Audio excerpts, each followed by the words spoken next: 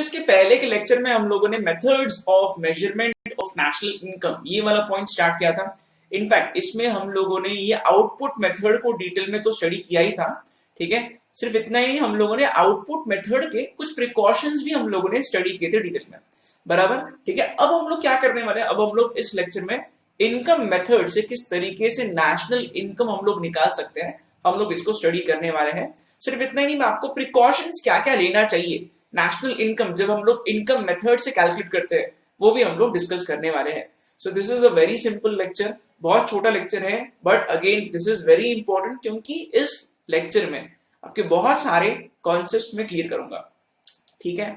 तो बस चलो आते हैं हम लोग यहाँ पे इनकम मेथड के बारे में हम लोग थोड़ा सीखते हैं।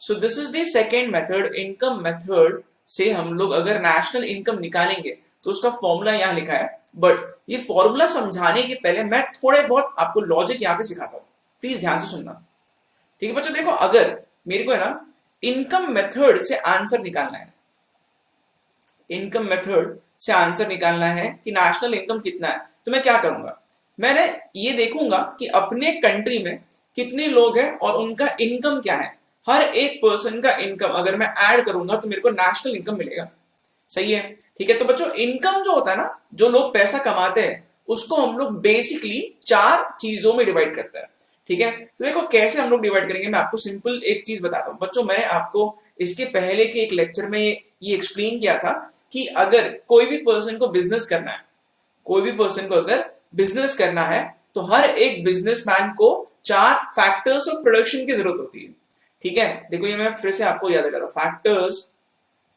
Of production. हर एक पर्सन जो बिजनेस कर रहा है वो कुछ फैक्टर्स ऑफ प्रोडक्शन के ऊपर डिपेंड करता है, ठीक है। जैसे कि 4 फैक्टर्स ऑफ प्रोडक्शन कौन से, ये आपको याद आना चाहिए बच्चों, ठीक है। First is land, second is labour, third is capital, and fourth is entrepreneur himself, जो पर्सन खुद बिजनेस कर रहा है, सही है, ठीक है। तो इस तरीके से हम लोग 4 फैक्टर्स ऑफ प्रोडक्शन जो है, हम लोग बोलते हैं कि हर बिजनेसमैन को ये 4 फैक्टर्स ऑफ प्रोडक्शन की जरूरत होती है, ठीक है। मान के चलो सपोज मेरे पास जमीन है और मैंने उसको किराए पे दिया है, तो जमीन से मेरे को जो इनकम मिलेगा हम लोग इसको बोलेंगे रेंट। लैंड से जो इनकम मिलता है वो क्या होगा, रेंटल इनकम, बराबर। लेबर जो मेहनत करता है, जो मजदूरी करता है, उसको जो इनकम मिलता है उसको हम लोग बोलते हैं वेजेस।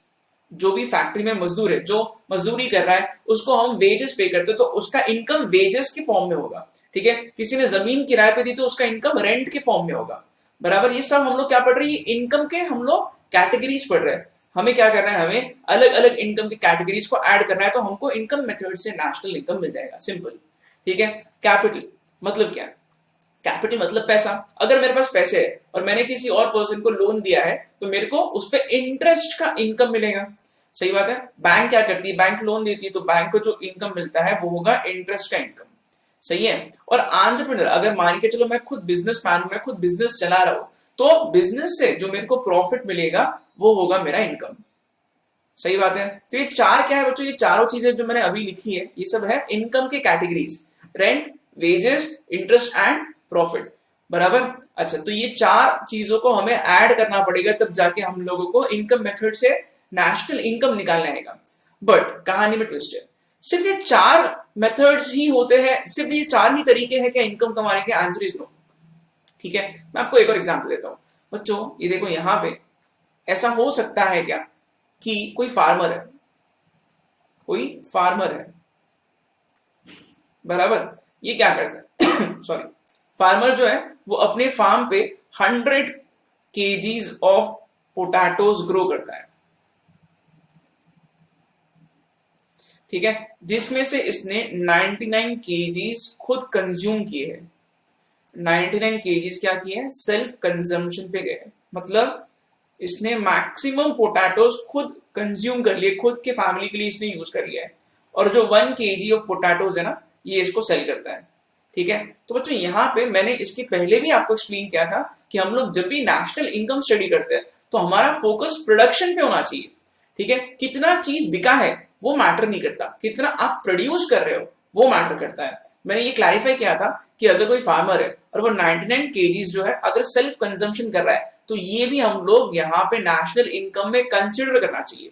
इसको हम लोग यहाँ पे बोलेंगे मिक्स्ड इनकम। इसको हम लोग क्या बोलते हैं? इसको हम लोग बोलते हैं mixed income. This is called as mixed income. इसको हम लोग मिक्स्ड इनकम का नाम देंगे। ऐसा हम लोग क्यों बोल रहे हैं मिक्स्ड इनकम? मैं इसका रीजन बताता हूँ बच्चों, लॉजिक बताता हूँ। देखो कोई भी पर्सन अगर कुछ भी बिजनेस कर रहा है, ठीक है, या फिर सपोज उसने लैंड को रेंट पे दिया है, या फिर वो मजदूरी कर रहा है, या फिर उसने कैपिटल ले दिया है, तो देखो ये चार तो बेसिक चीज हम लोग हमेशा देखते हैं।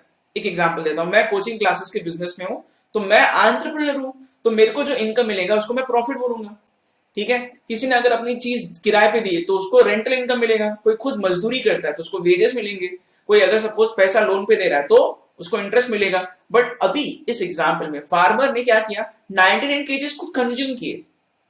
इसको हम लोग अलग नाम देंगे मिक्स्ड इनकम। क्यों? क्योंकि ये ऊपर के चार कैटेगरीज में कहीं पे भी कवर नहीं हो रहा है।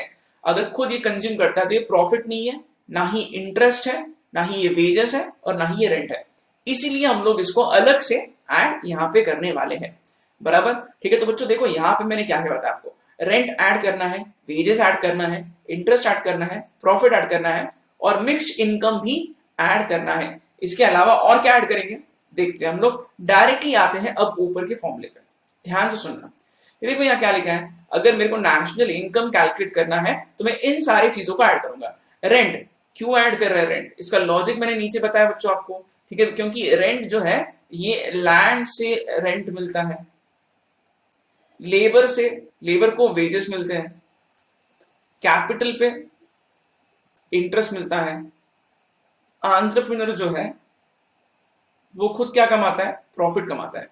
और मिक्स्ड इनकम कौन कमाएगा? मिक्स्ड इनकम मतलब बेसिकली सेल्फ कंजम्पशन वाला, जो मैंने आपको अभी फार्मर का एग्जांपल दिया था, इसके पहले के लेक्चर में भी दिया था। प्लस हम लोग करेंगे net income from abroad. Net income from abroad हम लोग क्यों कर रहे हैं? बिकॉज हमको नेशनल इनकम निकालना है, तो हम लोग बेसिकली इंपोर्ट एक्सपोर्ट का भी इफेक्ट यहाँ पे कंसिडर करेंगे। सही बात है? ठीक है, तो बच्चों देखो यहाँ पे अब इसका फॉर्मूला क्या बनेगा मैं आपको ये भी बताता हूँ। सी, रेंट के लिए मैं यूज करूंगा आर, वेजेस के लिए यूज करूंगा डब्ल्यू, प्लस इंटरेस्ट के लिए यूज करूंगा आई, प्रॉफिट के लिए यूज करूंगा पी, मिक्स्ड इनकम के लिए यूज करूंगा M I, plus net income from abroad मतलब एक्सपोर्ट्स और इंपोर्ट्स का डिफरेंस। तो ये हम लोग लिखेंगे यहाँ पे X for exports minus M for imports. बराबर? तो इस तरीके से हम लोग ये सारा प्रेजेंटेशन करेंगे बच्चों। बराबर? ठीक है, एक बार हम लोग कंफर्म कर लेते हैं टेक्स्ट बुक में इस तरीके से फॉर्मूला लिखा है। So this is the formula. ये टेक्स्ट बुक का पेज नंबर जो है दिस इज 65 पेज नंबर। बराबर? तो बच्चों देखो यहाँ पे ये नेट इनकम, नेशनल इनकम का फॉर्मूला लिखा है, rent plus wages plus interest plus profit plus mixed income plus net income from abroad. तो इसका फॉर्मूला क्या बनता है? R plus W plus I plus P plus M I plus X minus M. ये हम लोग कौन सा मेथड स्टडी कर रहे थे अभी? हम लोग स्टडी कर रहे थे again national income using income method. तो हम लोग ये इनकम मेथड के थ्रू हम लोग ये फॉर्मूला कैलकुलेट कर रहे थे। बराबर?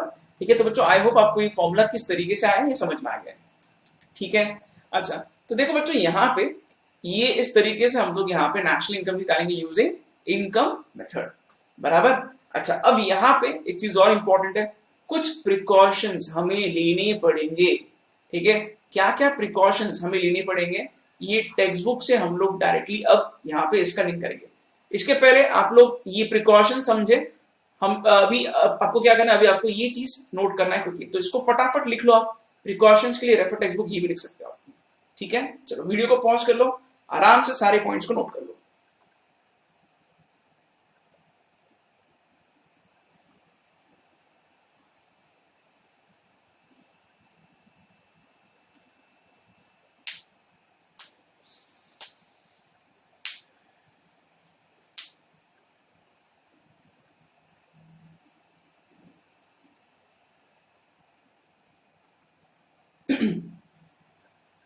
ओके बच्चों, अगर आप लोगों ने ये सब चीजें लिख ली है वीडियो को पॉज करके, तो अब हम लोग आगे बढ़ते हैं।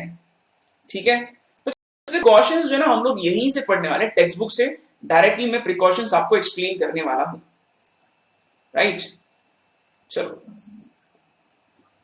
यस, प्रिकॉशंस में क्या क्या लिखा है While estimating national income by income method, the following precautions should be taken. बच्चों एक चीज मैं थोड़ा क्लैरिफाई करूंगा। देखो इनकम मेथड जो है ना, ये वाला मेथड हम लोग इंडिया में बहुत कम यूज करते हैं। ऐसा क्यों? क्योंकि अगर मैं कोई भी पर्सन को पूछूंगा आपका इनकम कितना है, तो वो डरेगा बताने के लिए। क्यों? क्योंकि वो मेरे को शक की नजर से देखेगा, वो सोचेगा यार कहीं इनकम टैक्स डिपार्टमेंट तो नहीं आ गया मेरे पास। नॉर्मली लोग इनकम अपना कम बताते हैं, ठीक है। ईमानदारी से कोई खुद का इनकम नहीं डिक्लेयर करेगा, और अगर ईमानदारी से कोई पर्सन खुद का इनकम डिक्लेयर नहीं करता है तो ऑटोमेटिकली नेशनल इनकम भी गलत निकलेगा। सही बात है। तो इनकम मेथड बहुत कम हम लोग यूज करते हैं, बिकॉज इनकम मेथड जो है उसको निकालने के लिए हम लोगों का इनकम ऐड करना पड़ेगा। और ये कहां से मिलेगा? ये इनकम टैक्स रिटर्न से मिलता है। इनफैक्ट बच्चों आपको एक चीज और बताता हूं, इंडिया में 100 में से 3 से भी कम लोग एक्चुअली टैक्सेस पे करते हैं, इनकम टैक्स पे करते हैं। 3 से भी कम लोग, मतलब आप लोग समझ सकते हो इतने कम लोग इनकम टैक्स रिटर्न अगर गवर्नमेंट को देते हैं तो गवर्नमेंट के पास डेटा ही नहीं आएगा कि लोगों का इनकम कितना है। इसलिए इनकम मेथड से कैलकुलेट करना कि लोगों का इनकम कितना है और नेशनल इनकम निकालना बहुत मुश्किल टास्क है इंडिया के केस में। बराबर। चलो, बट ये थियोरी में दिया हम लोगों को, इसलिए हमें पढ़ना जरूरी है। सही बात है। तो देखो यहाँ कुछ प्रिकॉशंस लिखे, अब हम लोग एक एक करके सारे प्रिकॉशंस को डिटेल में समझने की कोशिश करते हैं। सही है। फर्स्ट पॉइंट क्या लिखा है? ट्रांसफर इनकम्स और transfer payments like scholarship, gift, donation, charity, old age pension, unemployment allowance etc should be ignored. ये क्या होता है ये मैं आपको एक्सप्लेन करता हूं। ध्यान से आपको सुनना है, समझने की कोशिश करना है। ओके सी बच्चों, ये ट्रांसफर पेमेंट, चाहे इसको ट्रांसफर पेमेंट बोलो चाहे इसको ट्रांसफर इनकम बोलो, वन एंड द सेम ही चीज होती है। क्या होता है ये ट्रांसफर पेमेंट या ट्रांसफर इनकम? वेरी सिंपल बच्चों, ट्रांसफर पेमेंट या ट्रांसफर इनकम में एक पर्सन के पॉकेट से पैसा निकलता है और दूसरे पर्सन के पॉकेट में पैसा आता है।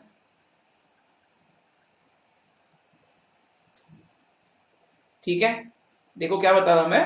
ट्रांसफर पेमेंट में एग्जैक्टली क्या होता है? वेरी सिंपल, एक पर्सन के पॉकेट से पैसा निकलता है और दूसरे पर्सन के पॉकेट में पैसा जाता है। सही है, ठीक है। और इस प्रोसेस में ये देखो, ये मनी एक के पॉकेट से निकला और दूसरे के पॉकेट में पैसा गया, ठीक है। बट इस पूरे प्रोसेस में ना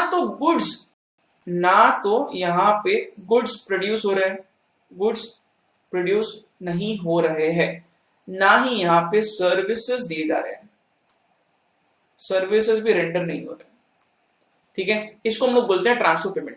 वेरी सिंपल, मैं आपको एक्सप्लेन करूंगा एग्जांपल्स के साथ। बच्चों देखो क्या होता है, ट्रांसफर पेमेंट का एक कॉन्सेप्ट ऐसा है जिसमें एक पर्सन के पॉकेट से पैसा निकल रहा है, दूसरे पर्सन के पॉकेट में पैसा जा रहा है। बट इस पूरे प्रोसीजर में ना तो गुड्स प्रोड्यूस हो रहा है, ना ही सर्विसेज दिए जा रहे हैं। एग्जाम्पल क्या हो सकता है? वेरी सिंपल, मैं आपको एक सिंपल सा एग्जाम्पल देता हूं। मान के चलो ए ने बी को 10,000 रुपीज जो है गिफ्ट कर दिया। ठीक है बच्चों, अगर ए बी को 10,000 रुपए का गिफ्ट करता है तो इससे क्या होगा? इससे अपने देश का नेशनल इनकम नहीं बढ़ेगा। क्यों नहीं बढ़ेगा? क्योंकि गिफ्ट से अगर नेशनल इनकम बढ़ेगा तो बच्चों यहां पे कोई भी पर्सन एक दूसरे को गिफ्ट देके कंट्री का नेशनल इनकम बढ़ाएंगे। मान के चलो सपोज मैं दिनेश सर को गिफ्ट दे रहा हूं, दिनेश सर मेरे को गिफ्ट दे रहे, फिर से मैं उनको गिफ्ट देता हूं, हम लोग ऐसे खेलते रहेंगे दिन भर और कंट्री का नेशनल इनकम बढ़ाएंगे। It is not simple. सिर्फ पैसा एक के पॉकेट से निकल के दूसरे के पॉकेट में गया, इस पूरे प्रोसेस में गुड्स प्रोड्यूस ही नहीं हुए, सर्विसेज दिए ही नहीं जा रहे। तो इसलिए हम लोग ऐसे ट्रांजैक्शंस को बिल्कुल भी कंसिडर नहीं करेंगे। इसको हम लोग नेशनल इनकम से हटाना पड़ेगा, इसको हम लोग बिल्कुल यहाँ पे इग्नोर करना जरूरी है। सही बात है। क्यों? क्योंकि गिफ्ट क्या है? Gift is a transfer payment. सही है बच्चों, ऐसे बहुत सारे एग्जांपल्स है, सिर्फ गिफ्ट नहीं उसके अलावा भी बहुत सारे एग्जांपल्स है। Example is donation. मैंने कहीं डोनेट कर दिया पैसा, मेरे पॉकेट से पैसा निकला, किसी और के पॉकेट में पैसा गया, बट इस पूरे प्रोसेस में ना तो सर्विसेज दिए जा रहे हैं, ना तो गुड्स प्रोड्यूस हो रहे हैं। नेशनल इनकम क्या करता है पता है? नेशनल इनकम बेसिकली फोकस करता है कि अपने कंट्री में कितने गुड्स बन रहे हैं, कितने सर्विसेज दिए जा रहे हैं।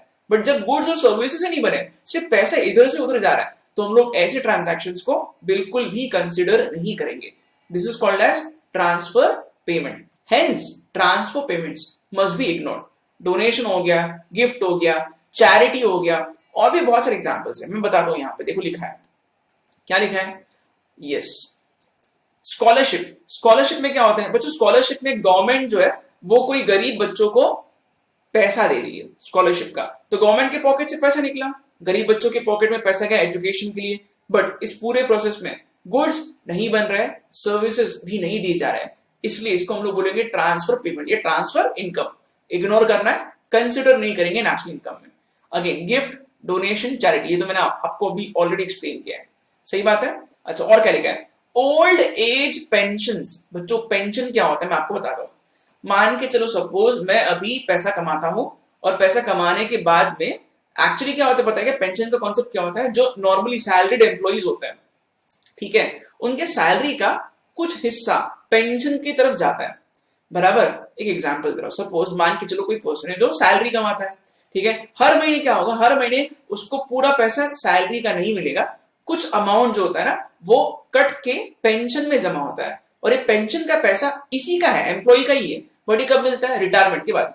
एम्प्लॉय मान के चलो रिटायर हो जाता है, रिटायरमेंट के बाद एम्प्लॉय को उसका ही पैसा मिलता है, तो अगर पेंशन का पैसा उसको मिल रहा है तो बच्चों यहाँ पे उसका ही पैसा उसको फिर से मिल रहा है, तो इसलिए ये पेंशन जो होता है ना बच्चों, इससे कंट्री का नेशनल इनकम नहीं बढ़ेगा।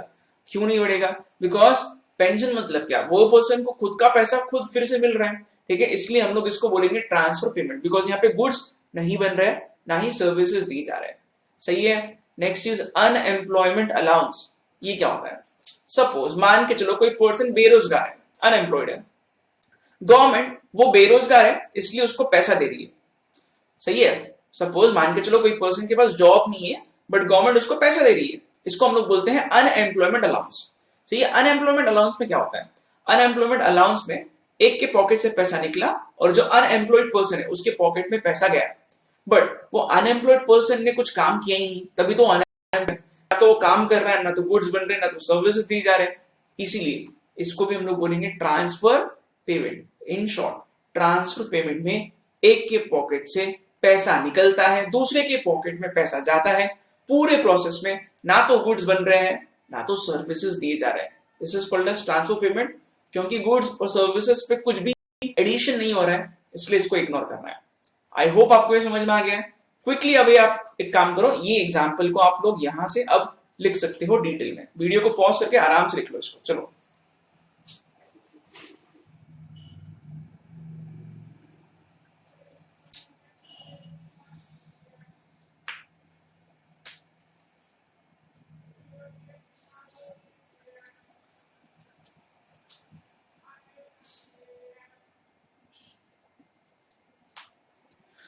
ओके बच्चों, नेक्स्ट पॉइंट पे आते हैं, देखते हैं यहां क्या लिखा है।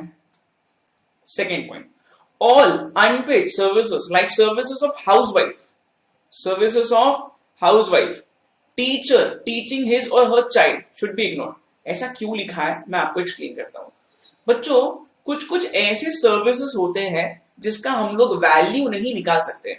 एग्जाम्पल देखो, बहुत सिंपल सा एग्जाम्पल, मान के चलो सपोज घर में मम्मी आपके लिए खाना बनाती है, ठीक है, खाना खाते हो बट आप मम्मी को पैसा नहीं दे रहे हो, सही बात है, मम्मी दिन भर काम करती है, ठीक है, हाउसवाइफ जो है वो बहुत ज्यादा काम करते हैं, और अगर सपोज हाउसवाइफ बहुत काम करते हैं बट उनको उनके काम के लिए हम लोग पैसा नहीं देते, तो इसका वैल्यूएशन निकालना बहुत मुश्किल है, सही बात है। जो उनके इतने ज्यादा वैल्यूएबल सर्विसेज है जो हम लोग देखते हैं अपने अराउंड की, कितने सारे हाउसवाइफ्स है वो कितना मेहनत करते हैं, कितना काम करते हैं, इसका वैल्यूएशन निकालना बहुत मुश्किल है, सही है। प्लीज एक चीज नोट करना, देखो अगर हाउसवाइफ घर को क्लीन रखती है तो उसका हम लोग नेशनल इनकम पे जीरो इंपैक्ट कंसिडर करते हैं, क्यों, because it is impossible to calculate the value, कैसे निकालोगे आप वैल्यू, ठीक है, क्योंकि आप पैसे दे ही नहीं रहे हो, सही बात है। बट अगर सपोज घर में कोई नौकर है जो काम कर रहा है और उसको मैं पैसा दे रहा हूं क्योंकि उसको उसके काम के लिए पैसा मिल रहा है, तो अब उसको हम लोग नेशनल इनकम में करेंगे कंसिडर, सही है। हाउसवाइफ को हम लोग यहाँ पे क्यों इग्नोर कर रहे हैं, बिकॉज सॉरी, बिकॉज हाउसवाइफ जो होते हैं ना उनको पैसा नहीं मिलता है, सही है। ओके, और क्या लिखा, टीचर टीचिंग हिज और हर चाइल्ड, कोई टीचर है खुद के ही बच्चे को पढ़ा रहा है तो ऑब्वियसली फीस नहीं लेगा क्योंकि पैसा नहीं लिया जा रहा है, तो हम लोग यहाँ पे नेशनल इनकम में ये एलिमेंट को भी इग्नोर करेंगे, क्यों, क्योंकि पैसा नहीं लिया जा रहा है। सिंपल रीजन मैं बताता हूं, because no money is charge, because no money is charge, कुछ भी पैसा नहीं लिया जा रहा है इसलिए, राइट। आई होप आपको ये समझ में आ गया है। नेक्स्ट पॉइंट पे आते बच्चों, देखते हैं यहाँ पे और क्या प्रिकॉशन हमें लेना पड़ेगा। Third point, any income from sale of second hand goods, ये मैंने आपको एक्सप्लेन किया था। सेकेंड हैंड गुड्स जो है उसके सेल को हम लोग इग्नोर करेंगे, क्यों? क्योंकि सेकेंड हैंड गुड्स क्यों हम लोग इग्नोर कर रहे हैं? क्योंकि बच्चों चीज तो एक ही बार बनी है, उसको बार बार बेचने से कंट्री में गुड्स का प्रोडक्शन बार बार थोड़ा ना हो रहा है। एक ही कार है, अगर मैं उसको 100 बार बेचूंगा, ए ने बी को बेचा, बी ने सी को बेचा, सी ने डी को बेचा, ठीक है, तो हम लोग बार बार नेशनल इनकम नहीं बढ़ाएंगे। Reason is very simple, because इससे डबल काउंटिंग होगा। चीज तो एक ही बार बनी है। नेशनल इनकम हम लोग कब बढ़ाएंगे? Only when the goods are produced. Same चीज को बार बार बेचने से नेशनल इनकम नहीं बढ़ता है, सही है। So this is very interesting. Okay, तो बच्चों यहाँ पे इसलिए second hand third hand goods को हम लोग पूरी तरीके से इग्नोर करते हैं, बराबर। So this is again very very important. Next और क्या लिखा है, ये इसका रीजन मैं यहाँ लिख देता हूँ। ये हम लोग ऐसा क्यों कर रहे हैं? क्योंकि हम लोग डबल काउंटिंग अवॉइड कर रहे हैं। To avoid double counting, this is done to avoid double counting, सही है। नेक्स्ट क्या लिखा है, income from sale of shares and bonds should be ignored as they do not add anything to real national income. अब मैं यहाँ पे आपको एक एग्जांपल से ये चीज बता रहा हूँ। बच्चों स्टॉक मार्केट में जो लोग रोज डेली बेसिस पे शेयर्स खरीदते हैं, शेयर्स बेचते हैं, इसको हम लोग क्यों इग्नोर करेंगे? मैं आपको बताता हूँ। सी, इसका रीजन क्या है? This is a very simple reason. देखो क्या होता है, मान के चलो सपोज आज मैंने क्या किया, मैंने 100 शेयर्स परचेज किए से इन्फोसिस नाम की कंपनी के, ठीक है। और मैंने क्या किया, मैंने ये 100 शेयर्स जो है खरीदने के बाद में से मान के चलो अनूप नाम के कोई पर्सन को सेल कर दिया। अनूप को मैंने 100 शेयर्स यहां पे बेच दिए इन्फोसिस के, ठीक है। यहां पे मैंने बाय किया और यहां पे मैंने बेच दिए, ठीक है। बच्चों ध्यान से सुनना, मैंने क्या किया, मैंने 100 शेयर्स खरीदे इन्फोसिस के और मैंने यही 100 शेयर्स अनूप को बेच दिए इन्फोसिस के, ठीक है। बच्चों इस पूरे ट्रांजैक्शन में क्या गुड्स बन रहे हैं या फिर क्या कुछ सर्विसेज दी जा रही है? आंसर इज ना तो गुड्स प्रोड्यूस हो रहे हैं ना ही सर्विसेज रेंडर हो रहे हैं। बच्चों शेयर्स जब हम लोग खरीदते हैं ओपन मार्केट से और हम लोग उसको सेल करते हैं तो एक्चुअली कंपनी को पैसा मिलता ही नहीं है। इन्फोसिस को इसका पैसा नहीं मिलेगा, क्यों? क्योंकि ये सेकेंडरी मार्केट में हो रहा है। प्लीज इस चीज को समझने की कोशिश करो। एक बार कोई कंपनी स्टॉक एक्सचेंज पर लिस्ट हो जाती है ना, तो हम लोग अब कंपनी से शेयर्स नहीं खरीदते हैं, हम लोग ऑलरेडी जिस इंसान के पास शेयर्स है मैं उसके साथ खरीद के अब ट्रेडिंग करूंगा, राइट। एग्जाम्पल, आज अगर मैं रिलायंस के शेयर्स परचेज करता हूं तो रिलायंस के शेयर्स में कंपनी से नहीं खरीद रहा हूं, मैं कोई ऑलरेडी एग्जिस्टिंग पर्सन जिसके पास उसके शेयर्स है उससे मैं खरीदूंगा, सही है। तो अगर मान के चलो मैं एक से रिलायंस के शेयर्स परचेज करता हूं और दूसरे को मैं बेच देता हूं, इस पूरे ट्रांजैक्शन में रिलायंस को तो पैसे ही नहीं मिल रहा है। रिलायंस के बुक्स में कुछ एंट्री पास करने की जरूरत ही नहीं होगी क्योंकि रिलायंस को पैसे ही नहीं मिला है। इस केस में भी अगर मैं इन्फोसिस के शेयर्स खरीदता हूं ओपन मार्केट में और मैं अनूप नाम के कोई पर्सन को सेल कर देता हूं ओपन मार्केट में, तो ऐसे में इन्फोसिस को पैसे ही नहीं मिला। इन्फोसिस को पैसा कब मिलता है पता है? जब कंपनी खुद का आईपीओ लेके आई थी तब उनको पैसा मिला था, सही है। आईपीओ समझते हो? IPO is initial public offer, ठीक है। आईपीओ में ही कंपनी को पैसा मिलता है, बट आईपीओ के बाद में जब हम लोग बार बार शेयर्स को खरीदते बेचते, ये सब कुछ कहां होता है? सेकेंडरी मार्केट में। ये कहां हो रहा है? This is happening in secondary market. ये है सेकेंडरी मार्केट। आईपीओ को हम लोग प्राइमरी मार्केट भी बोलते हैं, ठीक है। आईपीओ को हम लोग प्राइमरी मार्केट भी बोलते हैं। तो सेकेंडरी मार्केट में जब हम लोग शेयर्स को बार बार खरीदते बेचते हैं, बच्चों आप लोग देखोगे तो आपको समझ में आएगा शेयर्स का वॉल्यूम बहुत ज्यादा होता है। इन्फोसिस, रिलायंस जैसे बड़े बड़े कंपनीज जो है ना, एक ही दिन में लाखों लोग खरीदते हैं और बेचते हैं। शेयर्स को खरीदना और बेचना ये ट्रांजैक्शंस है, ना तो गुड्स बन रहे हैं ना तो सर्विसेज दी जा रहे हैं। इसीलिए हम लोग यहाँ पे इनको नेशनल इनकम में नहीं करेंगे कंसिडर। वेरी सिंपल, बराबर। यहां वही लिखा है, क्या लिखा है, देखो यहाँ लिखा है income from sale of shares and bond should be ignored as they do not add anything to the real national income, इसलिए हम लोग इसको इग्नोर करेंगे। सही है, ठीक है। अच्छा और क्या लिखा है, नेक्स्ट पॉइंट पे आते हैं।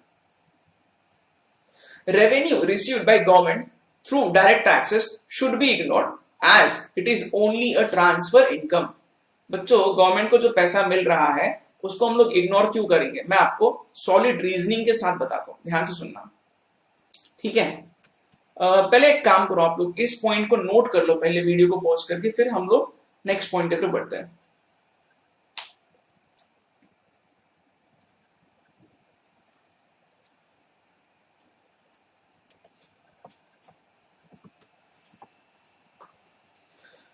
ओके ये देखो, मान के चलो मिस्टर ए नाम का एक पर्सन है, ठीक है, इसका इनकम है सपोज 10 लाख। एग्जाम्पल को थोड़ा सिंपल रख रहा हूं मैं, मान के चलो ये 10 लाख पे इसने इनकम टैक्स पे किया है से 2 लाख रुपीज, तो इनकम टैक्स पे करने का अब इसके पास कितना बचा, ओनली 8 लाख रुपीज। सही है, ठीक है। ये 2 लाख रुपए जो इनकम टैक्स पे कर रहा है ये किसका इनकम है, ये गवर्नमेंट का इनकम है, बराबर ना। फिर से बता रहा हूं, मिस्टर ए नाम का एक पर्सन है, 10 लाख रुपए इसने कमाया है, बट इनकम टैक्स ये भर रहा है 2 लाख रुपए का, तो अब ये 2 लाख रुपए किसको मिलते हैं, ये गवर्नमेंट को मिलते हैं 2 लाख रुपए।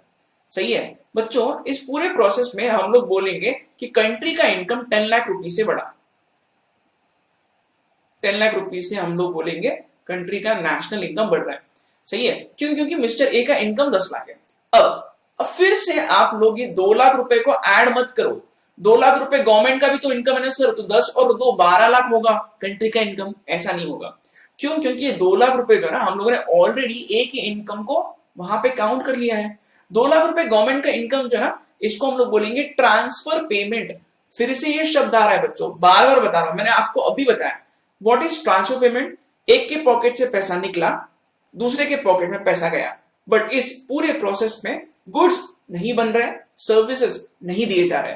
अगर ए ने 2 लाख रुपए का टैक्स गवर्नमेंट को दिया है, तो ए के पॉकेट से 2 लाख रुपए निकल के गवर्नमेंट के पॉकेट में 2 लाख रुपए जा रहे हैं, बट इस प्रोसेस में गुड्स नहीं बन रहे हैं, सर्विसेज नहीं दिए जा रहे हैं, इसलिए गवर्नमेंट को जो भी पैसा मिलता है टैक्स के फॉर्म में, that is not a part of national income. Very very important, ठीक है। ओके सो बच्चों दिस इज वेरी इंटरेस्टिंग, वही लिखा है यहाँ पे, इसको हम लोग इसलिए इग्नोर करना चाहिए। ट्रांसफर ऑफ इनकम, वही ट्रांसफर ऑफ इनकम बोले, फिर ट्रांसफर ऑफ पेमेंट, सेम ही चीज है, बराबर। मैंने आपको इसका लॉजिक बताया अभी। अच्छो अब क्या करना है, अब हम लोग एकदम लास्ट वाले पॉइंट पर देखते हैं क्या लिखा है, सॉरी लास्ट 2 पॉइंट्स है। ये 7 पॉइंट पे हम लोग पहले आते हैं, और ये तो मैंने आपको ऑलरेडी बताया। Imputed value of production kept for self consumption and imputed rent of owner occupied houses should be included. Very important, मैंने आपको यहाँ पे ये चीज बताई थी बच्चों।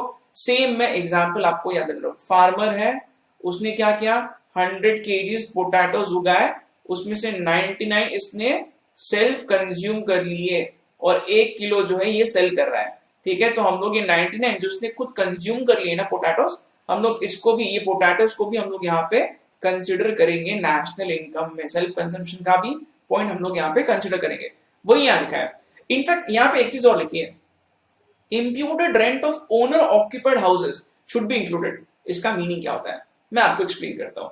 मान के चलो मेरा खुद का एक घर है बच्चों, अगर मेरा खुद का घर है तो मैं ऑब्वियसली खुद से रेंट तो लूंगा नहीं, ठीक है। बट यहाँ पे नेशनल इनकम का लॉजिक ये होता है कि अगर मेरा खुद का घर है तो अगेन मैं बहुत सारा किराया बचा रहा हूं, तो जो किराया मेरे को मिल सकता था अगर मैंने घर को रेंट पे दिया था, होता था, तो वो मेरे को अब, क्योंकि अब खर्चा नहीं करना पड़ रहा है क्योंकि मैं खुद के ही घर में रह रहा हूं, तो उतना जो रेंट जो है ना उसको हम लोग नेशनल इनकम में इंक्लूड करते हैं। अगेन वेरी इंटरेस्टिंग, मैंने आपको अभी एक्सप्लेन किया बच्चों, ये फार्मर सेल्फ कंजम्पशन के लिए अगर इसने यूज किया तो भी हम लोग इसको ऐड करेंगे। सिमिलरली मेरा खुद का घर है और मैं खुद को रेंट नहीं पे करता हूं, बट ये रेंट जो मेरे को मिल सकता था उतना अमाउंट यहाँ पे नेशनल इनकम में ऐड करना पड़ेगा। सही है, ऑलरेडी ये हो चुका है। Last point, 6th point, undistributed profits of companies, income from government property and profits from public enterprises such as water supply should be included. ये क्या होता है मैं आपको एक्सप्लेन करता हूँ। ये अनडिस्ट्रीब्यूटेड प्रॉफिट्स ऑफ कंपनीज ये क्या होता है, पहले इसको हम लोग एक्सप्लेन करते हैं। ओके, इमेजिन करो बच्चों कि कोई कंपनी है, ठीक है, कंपनी का टोटल प्रॉफिट जो है, टोटल प्रॉफिट जो है वो है से ₹100 करोड़, इतने का कंपनी को टोटल प्रॉफिट हुआ है। नॉर्मली क्या होता है, नॉर्मली जब भी कंपनी को प्रॉफिट होता है तो कंपनी क्या करती है, कंपनी प्रॉफिट में से कुछ हिस्सा शेयर होल्डर्स को बांटती है एज डिविडेंड, ये आप लोगों को पता होना चाहिए, ठीक है। ये जो टोटल प्रॉफिट है ना 100 करोड़ का, इसमें से सपोज कंपनी ने 10 करोड़ रुपए का प्रॉफिट बांट दिया है एज डिविडेंड, ठीक है बच्चों। ये जो डिविडेंड है ना, this is considered as income of share holders. जो भी शेयर होल्डर्स है उनको अगर डिविडेंड मिलता है तो ये उनका इनकम हो गया, सही बात है। अब जो बैलेंस है बच गया, कंपनी का प्रॉफिट कितना होता है 100 करोड़ का, उसमें से 10 करोड़ जो है वो डिविडेंड के फॉर्म में बांट दिया, तो ये 10 करोड़ शेयर होल्डर्स का इनकम हो गया। अब बचा कितना, 90 करोड़। तो जो 90 करोड़ जो बचा है ना, इसको हम लोग नाम देते हैं अनडिस्ट्रीब्यूटेड प्रॉफिट्स। इसको हम लोग क्या बोलेंगे, इसको हम लोग बोलेंगे अनडिस्ट्रीब्यूटेड प्रॉफिट। इसका मीनिंग क्या है, इसका मीनिंग ये कि ये वो प्रॉफिट है जो कंपनी ने डिस्ट्रीब्यूट नहीं किया है, बांटा नहीं है, ठीक है, खुद के पास रखा है, रिटेन किया है। अनडिस्ट्रीब्यूटेड प्रॉफिट्स को हम लोग रिटेन्ड अर्निंग्स भी बोलते हैं, रिटेन्ड अर्निंग्स, ठीक है। तो बच्चों यहां पे क्या बोला जा रहा है पता है क्या, जो 90 करोड़ है ना, इसको आप नेशनल इनकम में इंक्लूड करो। यस बिल्कुल, क्यों, क्योंकि ये कंपनी का प्रॉफिट है जो बच गया है। और ये 10 करोड़ को भी हम लोग इंक्लूड करेंगे, क्यों, क्योंकि ये शेयर होल्डर्स का इनकम है, इसको तो हम लोग इंक्लूड करते ही है शेयर होल्डर्स के इनकम को। बट ये 90 करोड़ जो अनडिस्ट्रीब्यूटेड प्रॉफिट्स है, जो रिटेन्ड अर्निंग्स है, जो कंपनी के पास बचा है, उसको भी हम लोग बिल्कुल कंसिडर करेंगे नेशनल इनकम में, सही है। Okay, so this is again very important, वही लिखा है यहाँ पे बच्चों, undistributed profits of the companies को हम लोग इंक्लूड करना चाहिए, शुड बी इंक्लूडेड। अच्छा, और क्या लिखा है, income from government property, government के बहुत सारे प्रॉपर्टीज होते हैं। एग्जाम्पल के तौर पे अगर मैं यहाँ पे रेलवेज लिखूं, तो बच्चों जो भी पैसा रेलवेज कमाती है, ठीक है, वो डेफिनेटली नेशनल इनकम में आएगा, क्योंकि सर्विसेज दिए जा रहे हैं, बराबर। Profits from public enterprise, public enterprise से प्रॉफिट, यानी कि कितने सारे गवर्नमेंट के कंपनीज है जो काफी प्रॉफिट में भी है। एग्जाम्पल, बहुत सारे ऐसे कंपनीज है, जैसे कि एग्जाम्पल मैं बोल रहा हूँ, देखो कोल इंडिया, कोल इंडिया नाम की कंपनी बच्चों, जो लिस्टेड भी है स्टॉक एक्सचेंज पे, आप इसके शेयर्स खरीद भी सकते हो, but this is government company, तो ये बहुत पैसा कमाती है, ठीक है। ONGC again very very very big company, government की कंपनी है ये, ठीक है। और बच्चों ये कंपनी बहुत ज्यादा प्रॉफिट कमाती है, राइट। तो ये जो भी कंपनीज गवर्नमेंट के और जो प्रॉफिट कमा रहे हैं सर्विसेज देके या फिर कोई चीज बेच के, तो इसको हम लोग डेफिनेटली नेशनल इनकम में इंक्लूड करेंगे, क्यों, क्योंकि गुड्स बन रहे हैं, सर्विसेज दिए जा रहे हैं, ठीक है। या फिर यहाँ पे देखो गवर्नमेंट वाटर सप्लाई करती है, बिल्कुल, गवर्नमेंट इलेक्ट्रिसिटी सप्लाई करती है, तो ये सारे सर्विसेज से जो भी गवर्नमेंट को पैसा मिल रहा है, हर चीज को हम लोग इंक्लूड करेंगे, बराबर, ठीक है। तो बच्चों अब आप लोग ये पॉइंट्स को नोट कर सकते हो, सही है, इसको आप लोग लिख लो, ये पॉइंट को और नीचे वाले पॉइंट को भी।